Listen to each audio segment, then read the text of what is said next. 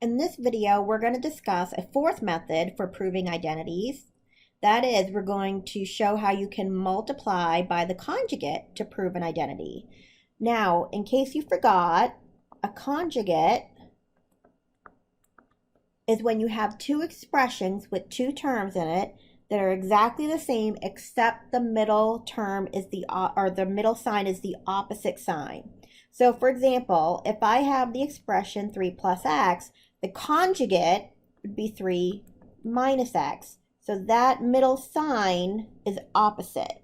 If I had x plus 7, the conjugate would be x minus 7. So those are some examples.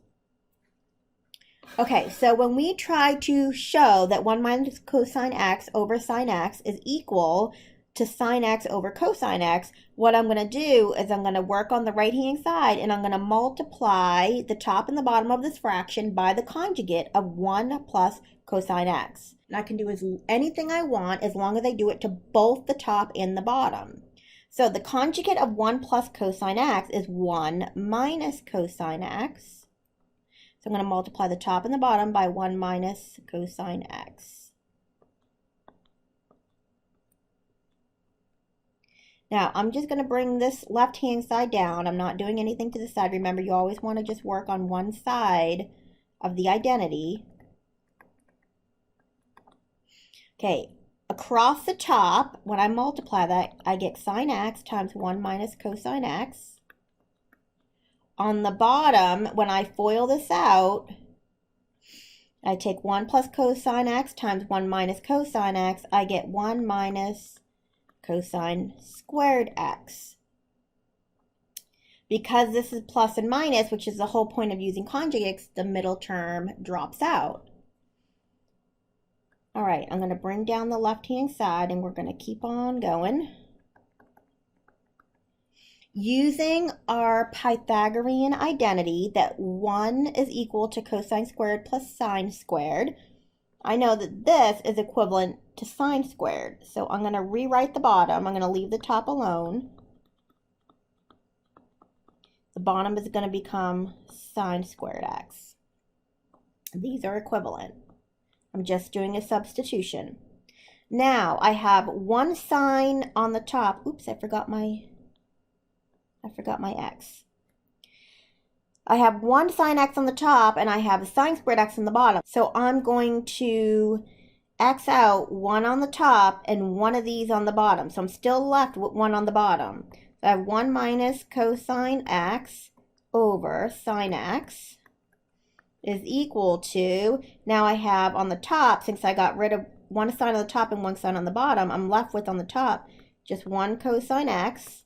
On the bottom, I had 2 sine x's, and I got crossed off one of them, and I'm left with just 1. And we just proved our identity for the first example.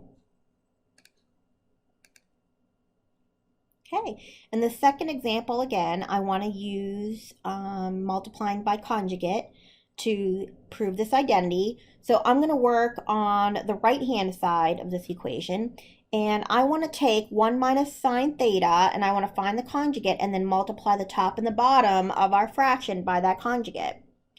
So the conjugate of 1 minus sine theta is 1 plus sine theta.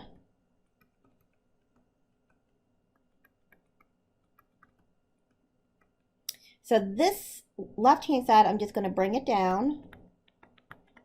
I only want to work on one side at a time. Now, when I multiply the right-hand side, on the top, I'm left with cosine theta times 1 plus sine theta. On the bottom, I have 1 minus sine theta times 1 plus sine theta. When I FOIL that out, I'm going to get 1 minus sine squared theta, because this is minus and this is plus. The middle terms are going to cancel out. So next step,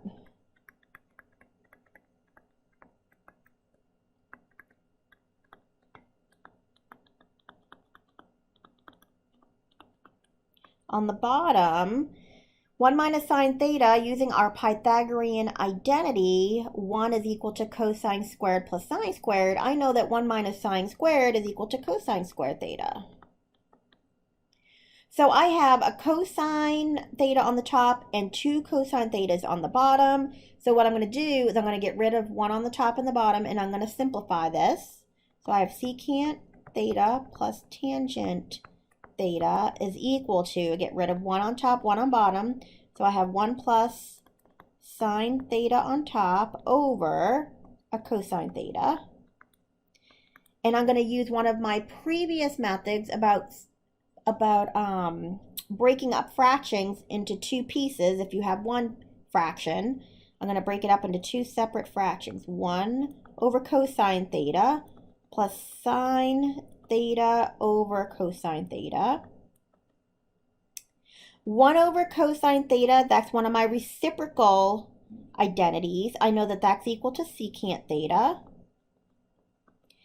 And sine over cosine, that is one of my quotient identities, and I know that that's equal to tangent theta, which gives me the left-hand side. So we just proved that secant theta plus tangent theta is equal to cosine theta over 1 minus sine theta using the technique of multiplying by the conjugate.